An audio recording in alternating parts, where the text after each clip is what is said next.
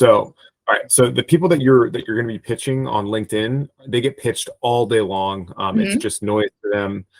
So what you're doing is you're really just playing the numbers. Like you're saying like, out of every 100 people that I approach, maybe 5 people will actually look at my thing and say hi. So you're not pitching out of the gate. You're not asking for marriage. The first thing you do, you're saying, hey, first name, my name is Sherry. Looks like we're running around the same circles. Just wanted to introduce myself. I'd love to connect. Thanks. No commitment, nothing that's required. And then maybe they'll read that. Probably not.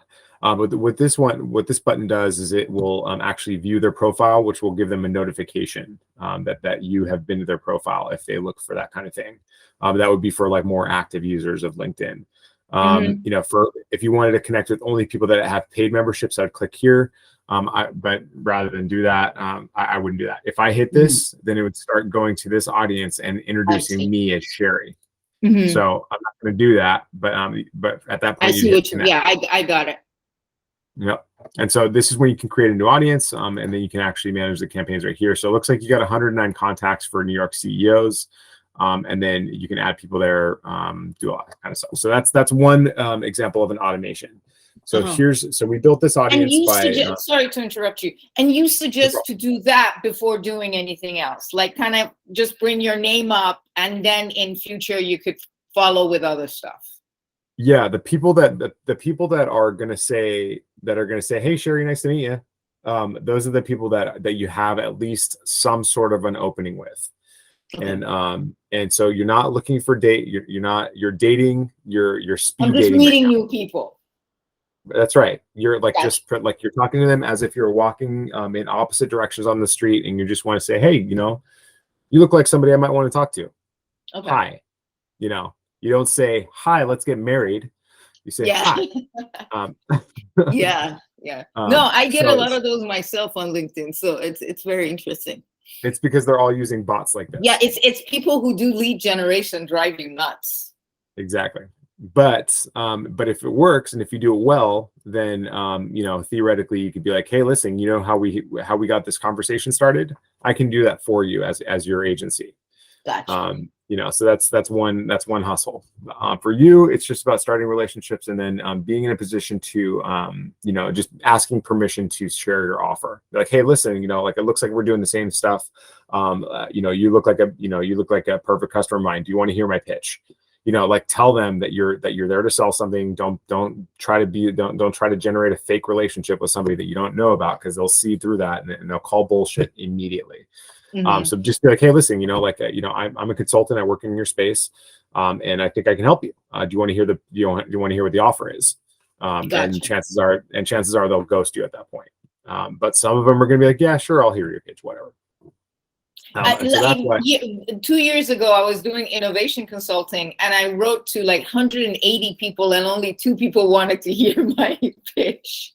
Yeah, I had Sales Navigator at that time, and that wasn't really helpful at all. But anyway. Yeah. So, so out of 109 people, like we're going to want to cast a wider net than that. Like you want to have thousands of people to let the bot do its thing. Yeah. So what you want to do is every time you send somebody a friend request or a connection request, or you send them a connection request, you send them a message, you send them a follow-up message, an auto response. Anytime you endorse somebody, like or connect with them, or leave them a birthday message or whatever it is, they're going to come back to your profile to see if you're legit. So they have to have something to look at.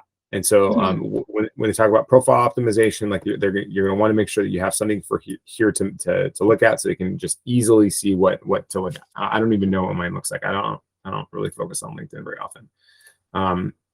But this is the thing that I built that I wanted people to do. This is my Galaxy widget, so this is why mine looks a little bit different than yours.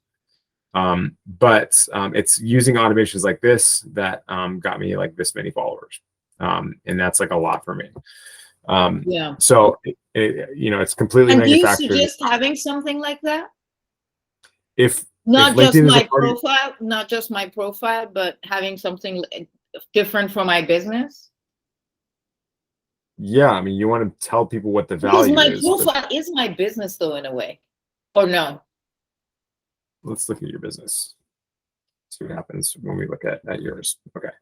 So this is I'm just some consumer looking at yours. This is the first thing that pops up when I see Sherry, business strategist, executive coach, transformation expert.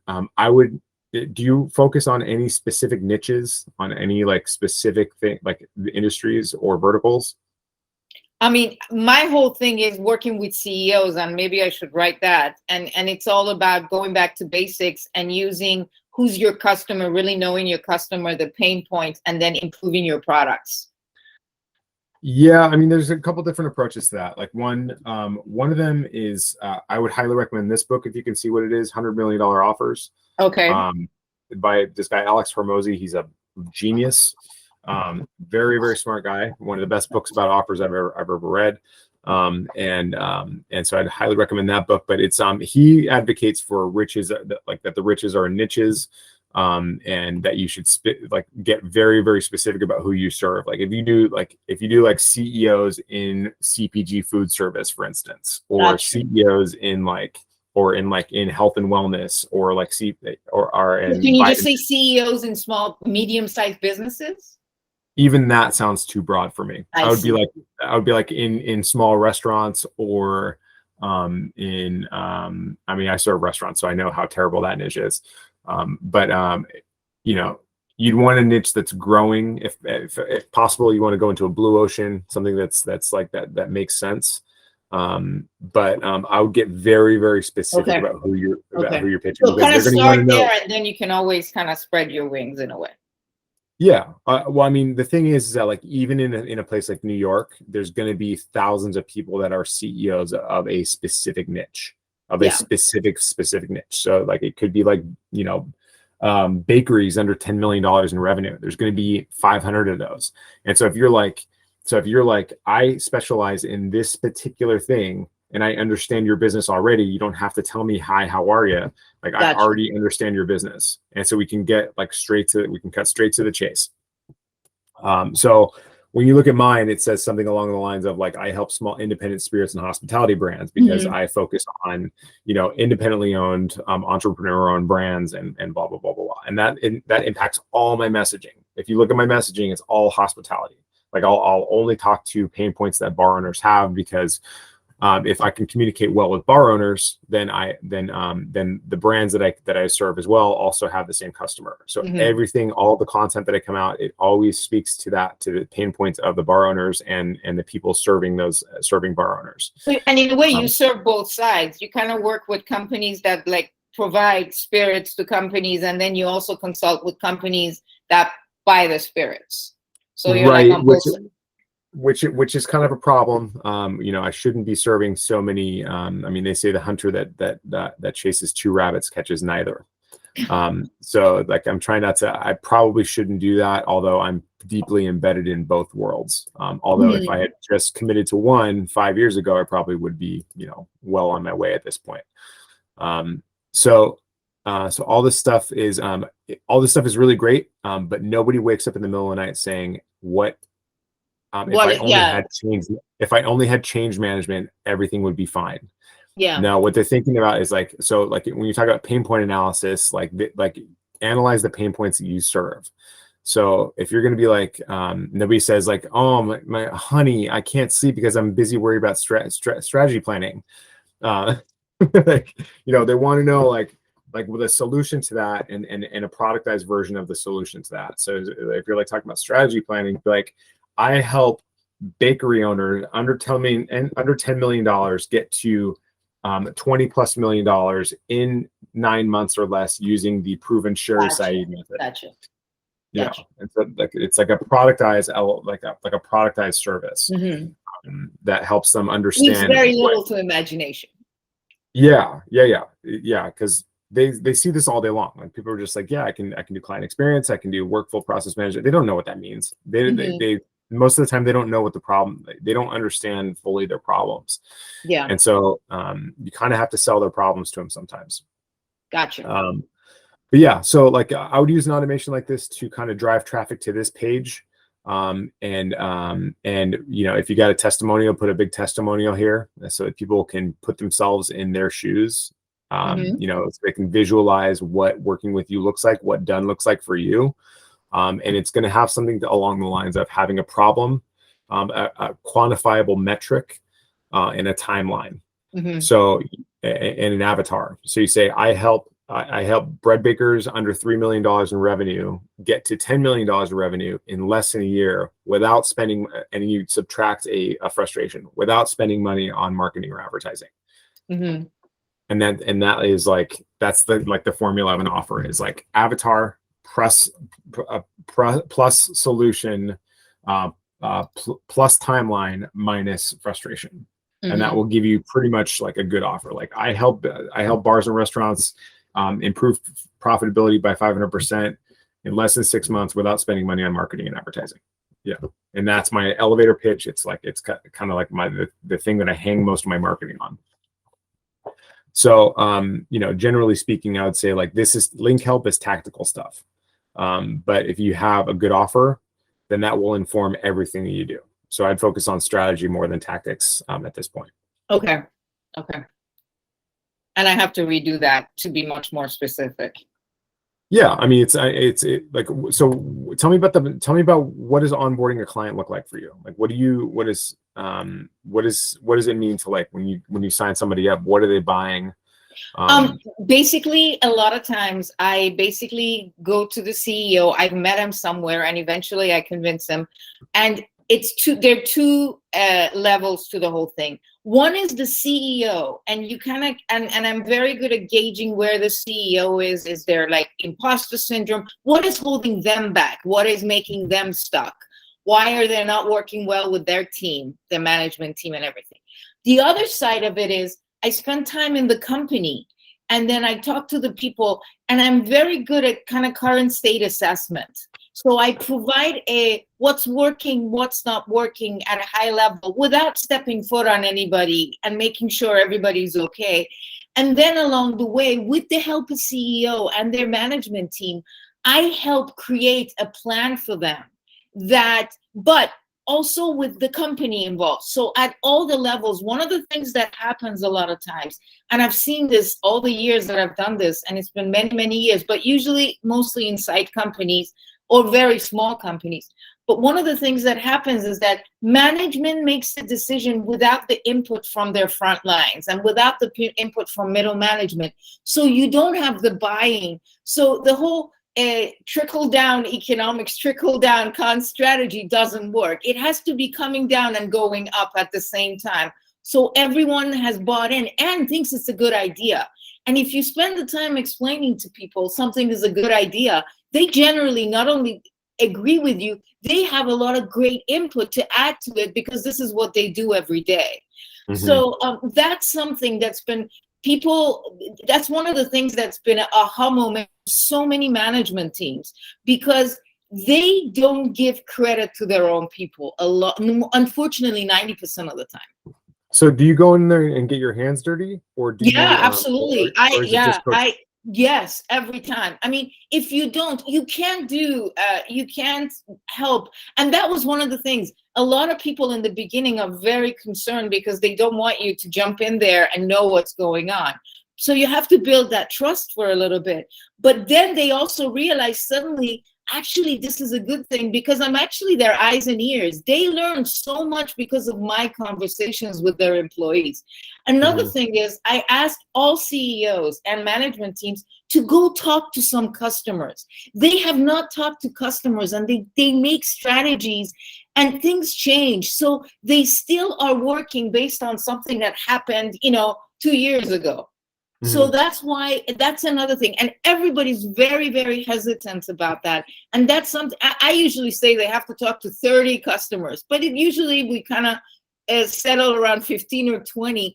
But they all come back with, oh my God, now I understand why this product is having such a hard time. So it's some of that, because I've been kind of a transformation expert and kind of a change person since I started. So I realize even in big corporations or little companies, change is something you have to kind of bring everybody on board and make sure they understand it's good for them. It's not a bad thing. And once you do that, actually everybody helps so much. That's the part is missing because people don't like the hand holding. Right. Well, people get very touchy when you start when some hot shot comes in there with with fresh advice. That's for sure. So do you run your clients through a process, like as in from beginning to end? Like this is the 3-stage process that you run all your clients through no matter what, or is it just like you just do an assessment and then identify what's second one, mostly lateral. I mean, I have a process, but I've come to realize you can't really be that rigid because the companies have different needs. And if you try to fit everyone, but basically current assessment is the most important thing. Coming up with the strategy with the input of the company, it's like the second part. And then helping them implement and learn how to do it themselves. I don't want to do it for them. I want them to implement. I'm just there to make sure it's done. And also, as I tell the CEO, I'm here for you to blame everything on me. The point is that your people learn how to do this. So you can basically say, thank you, Sherry. It was nice knowing you. And I could move on to my next project. So it's very important for people to learn. how long are your engagements typically? It's been between 6 months and a year, but recently, and this is one of the problems I had the last 3 years, it's been like very small projects. And so that's been what I've been struggling with. It's been like they kind of pick and choose. Okay, I want to do this now and maybe we'll come back to you. And you can't really make a difference when people, it's like when you do a la carte, it's very difficult. Do you promise any results? Yes, I mean, I basically tell them that I will basically, depending on I'm very big on metrics, just like you said. So we have a couple of measures, and that's one of the things in the strategy. Part of the process is to have high-level metrics, and then to have like 3 or 4 high-level ones, and then 1 or 2 for each department or group that contributes to each of those. Or whatever is, whichever one fits in correctly. I actually learned this years ago. I worked for American Express after business school. And one of the best things, they had a health of the franchise. And it was top 10 measures. And the whole company fed into that. I mean, sometimes people kind of massage things a little bit to fit into it. But the idea was really excellent. And so I've kind of fine-tuned that. I'm much more simplified it. So it's more like 3 or 4. But things that people really understand and own, and they're tangible. It's not like, hey, we're doing greater, or customer. It's like actually having this many more customers or having this much more sale, and also even the employees are much more happier, kind of the whole employee satisfaction. So different concepts like that. Are they primarily services businesses that you worked with, or products? Mostly services? Mostly services. Mostly service. That's been most of my experience. I've done some products, but mostly services. Yeah, I mean, so if you're working with businesses that are under $3 million or $10 million or whatever, I mean, they're basically the same. Then it's basically the same problems. More customers, more revenue. Exactly. More customers, more revenue, more transactions. Exactly. And that's pretty much it, right? Yeah, pretty much. And one of the biggest problems is always customers. Companies don't know their customers. That is like my whole thing the last 5-6 years has been talking to CEOs. They're like, we know our customers, especially the ones who had a problem themselves and then they fixed it by starting a company. They say, we know I lived it. And my whole point is that, okay, let's profile the customer. Let's go talk to some of them. And he or she would be like, I know them. I'm like, humor me. Let's go talk to a couple. And at one point I came back and I told one of the guys, I was like, look, it's like looking at an elephant and looking at it just from the front. That's your experience. But the thing is, there are people who are looking at it from the side, from the back, from the other side, and each view is different, and you need all 4 views to have a comprehensive solution. And so that's been something that it's been amazing to me how we all assume we know things, and then all those assumptions create really bad products. Tell me, how does onboarding working with you? It's been kind of, I don't have an exact process. It's been very haphazard. I very much look at the CEO and see how they are, and I kind of customize it for that person. Because I've come to realize personalities make a huge difference, and I'm much more I'm pretty good at reading people, and so that usually helps me. Sometimes they're like, we don't want this, and it's like, no problem, we can do it this way. So I'm very flexible. But on the other hand, 2 weeks later, once he gets to know me better, he's more than happy to do what I told him 2 weeks ago. And we just wasted 2 weeks, but he needed that time, to get on board and get more comfortable. So in that respect, I'm very flexible. You can't have a one size fits all. In this day and age, especially, it doesn't work. Well, see, I mean, I kind of disagree. Like, I'm kind of thinking that, like, there is a process that most businesses, whether people like it or not, have the same fundamental problems or like successes. Like, they have basic business fundamentals that a lot of times are just not getting done. And so, like, there's low hanging fruit in every business to increase revenue, and to just stop the bleeding in some cases. And if we're not running, like, I run checklists on all my clients, and I say, hey, listen, I know you're probably taking care of this, but I'll run. Let me just do my thing. I have a 9-step process, and each step has 3 actions. Blah blah blah blah. And then we typically uncover very basic, simple things that they're just not doing. That they're just not executing. That's part of my current state process, not so much the onboarding. Okay, so I mean, what I'd love for you to do is be like, this is what working with me looks like, and this is a typical result that happens in 6 months, and this is what happens in those 6 months, because it's like what ends up happening is, like, if you have an analytical mind like mine, I'm just like, what am I paying for? Like, I want to know, like, if I'm paying for something, I'm making an investment, and I want to know what the result of this investment is going to be, and I want to know how we're going to get there. And so it's like that what you do is amazing, and your past clients know that what you do is amazing. I don't know that yet. Yeah. And so I'm taking a risk. I'm taking a flyer, because I take testimonials and other things with a grain of salt. And I'm going to be like, okay, well, I know that when my car breaks down, I go to a mechanic, and I know that when the engine is messed up, I don't know how to fix that.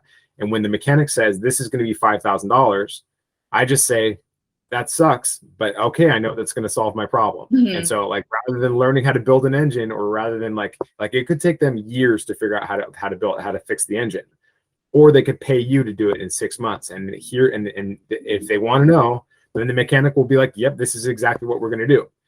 Or what's even better is they say, here's my car, here are the keys, just solve my problem. Let's go for it. Yeah. Let's go for it. But if you want to know the process, sure, I'll explain it to you. But like, you offer a done with you service, not a done for you service, not a do it yourself service. So it's a medium tier of service. Yes. And so you're saying, we're going to do this together, which means you have to show up. So part of the process is over the next 6 months, I'm going to expect about 5 to 10 hours a week from you. And I'm going to suggest some specific decisions that I would like you to make. And if you don't do them, I cannot guarantee any kind of results. But if you do them, I can honestly say that in all of my clients, I've increased productivity and revenue by 500% within 6 months. If you do what I tell you to do, and that's what you're paying me for. And and then if you want to close the deal right there, tell them what the dollar value of that is. Like, here's what 500% productivity means for you. That means $500,000, and my fee is only $50,000. So you're decommoditizing your time. And so, like, you're saying, like, this, like, not only am I the only one in the world that can do this, but I'm the one who's going to do this, and you're going to get a 10x value out of it. But see, I guess my experience has been, I'm working with a CEO right now. I've probably given a lot of free advice. We've had conversation, we've had this, I made my proposal, and then he decided to do like 30% of it and not the rest of it. And now we're still in conversation, and hopefully we'll get to do the rest. It doesn't work that way so far. People have been very hesitant. See, I think that's why I guess the niche thing really works too, because when you do different things, being that boxed into things make it that much more difficult. So maybe being very focused on one thing would make it much more A, B, C, D. But But I mean, I guess I need to do something like that more. My success has been actually, part of my success has been my flexibility, but I guess up front I could have much more of a, this is what you should expect kind of a thing, which I do, but it's a little more loosely.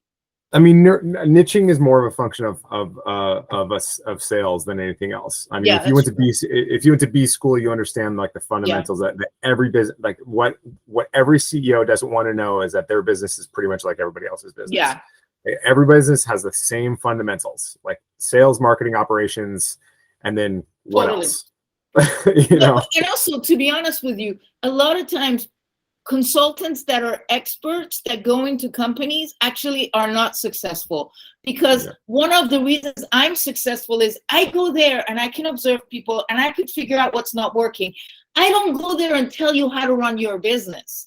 I tell you what's not working. And there's a big difference. I'm not saying I know better than you how to run your business.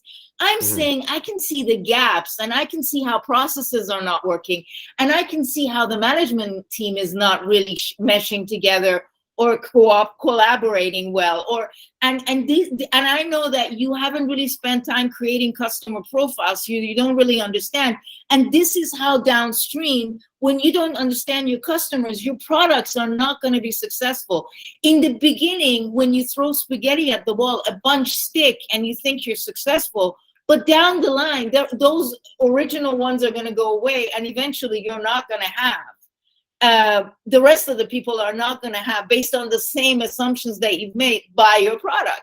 So that's what I'm good at. And I think not being an expert, in a way, it's my competitive advantage. But that's a lot easier to sell to big companies than smaller companies. Yeah. All right. Well, I got to jump off pretty soon. Yes. I wanted to ask you, one thing that I'm struggling with right now is with my clients. Like, I need to get cost of goods within 15 minutes if I can. Like, is there a quick way to get COGS for like actual COGS, projected COGS, and the delta? What's the quickest way to get that or like, I want to use that as a sales tool. Like, let me think about it. Let me think about it, and I'll get back to you.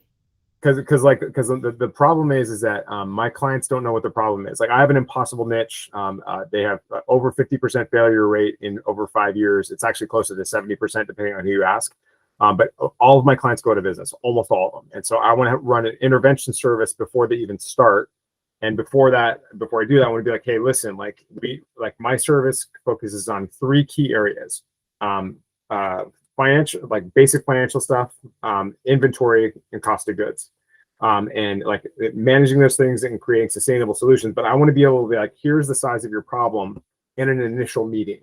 But don't you usually, for a lot of these, especially if you're like working mostly in New York and all that, don't you usually know where are the people that actually provide the inventory? I mean, provide the cost of the goods for these people? Yeah, but but yeah, I guess I could estimate it. Yeah, you're right. No, I could estimate it based on how many seats are there. Yeah, because you know where it's coming from. And in some ways, actually, you might be able to play both sides again, because you might contact some of the people where the goods are coming from and basically educate them that the way they're selling their stuff, a lot of their clients are going out of business. So why not create a more win-win situation and actually be the middle person to create this? In a way, it's if cost of goods are the problem for your clients, why not go to the source and see if there's a way to negotiate a change? So a lot of these people like improve I don't know if it's the timing, I don't know if it's the price, I don't know. But actually, if you study all of those and put that together, you're able to, in a way, help them not lose clients and actually increase clients, and help these guys at the end who are buying their stuff actually be in a better position, because they're not going to go out of business because the prices keep going up. It's kind of long-term looking at it and creating something for the guys that are selling the cost of goods, that look, if you do this, instead of this many people dropping off because they've gone out of business, this is what you're going to look like in 3 years. And then on this side, I'm working with these people, and these people are not going to go out of business. Why not create something? Because at the end of the day, even that, is the same as keeping increasing loyalty and keeping clients and customers. It's a lot better than keep trying to acquire new ones. It's always more expensive to acquire new ones. So I think you have a huge argument on the cost of goods side. I actually think you should be the first one to look at it from the other side instead of trying to fix it here. Interesting. Yes, they do. Marketing is a big problem for them. Obviously, like they suck at marketing typically. But be like it's kind of be a visionary that's making a difference in this niche that you have. Look at it from a different point of view. Everybody's trying to always fix things in the same box. Now try to throw away the box and look at it from that end. Look at it, look, you guys, why not make sure your acquisitions stay with you for a very long time? How could we work at it that way? You create two sets of clients in a way now. You have a whole new revenue stream. And you can become a visionary in that whole field. Yeah, no, I'm trying to solve $100 billion problem. Yeah. No, and I actually think it's a lot simpler than you think. You're trying to solve it within the same confines of the past. Try to rethink it. Well, and if you want, we can sit down and rethink it together. We can sit down and work together and see if we can but that's what I mean. See, right now, I just showed you something to think about that it's very different. That's what I'm good at. It's like trying to get people to look at things a little differently. Well, it's even difficult right now for you, and you're very open-minded. But it's trying to redefine problems into opportunities. Yeah, let me think about that because thinking outside of the box as a concept is interesting to me. But I'm trying to think of how the rubber meets the road and what to actually do. And it's like there's 6 main problems that bars and restaurants have, and they're typically they don't have any cost controls. There's no inventory control. They suck at marketing. They have it's overly. There's some external factors that they can't control. There's high compliance and tax and stuff. And so I'm trying to figure out 3 controllable things that I can have any consultant go in there and work with them for 4 weeks or less with a $3,000 to $5,000 consulting package that basically any bar can afford, because otherwise any more than that, they cannot afford it. And so I'm trying to be what is the most impactful service I can provide for a bar or restaurant for this price point and with this amount of effort. And so I'm looking at something that you should think about too, is different modalities of delivering information. So what I'm looking at is I don't necessarily need to be on site for them to do stuff. And there's some stuff that I should do for them. There's some stuff that they should do for themselves. And there's some things that we should do together. And some things can be delivered online. Some things can be recorded. Some support can be email. Some support can be text message. And it doesn't always have to be me there. I'm actually right now doing the whole course online for exactly what I told you about the offering, just as an introduction of what I do and who I am and what. So I'm actually trying to put together a whole course. If you want, this could be something we can do together. If you want, I can help you. I would love the challenge. It would be really interesting. And we come at it from very different point of views. So I think it would be very interesting. Yeah, we could use it as a case study for each other too. Yeah. Let's I'm going to send you this recording. You should put this on your YouTube, because I'm going to put this on my community if that's cool with you. Sure. But yeah, this is like a podcast. It's a video. It's you chop it up. No, and it discusses a problem, which is, that's exactly what it is. No, I would be happy to. It would be very interesting to do this. So. Okay. Well, I got to jump off for my other call, but sure. I have to get ready for it. I'm not totally not ready for it, but thank you. I'll see you.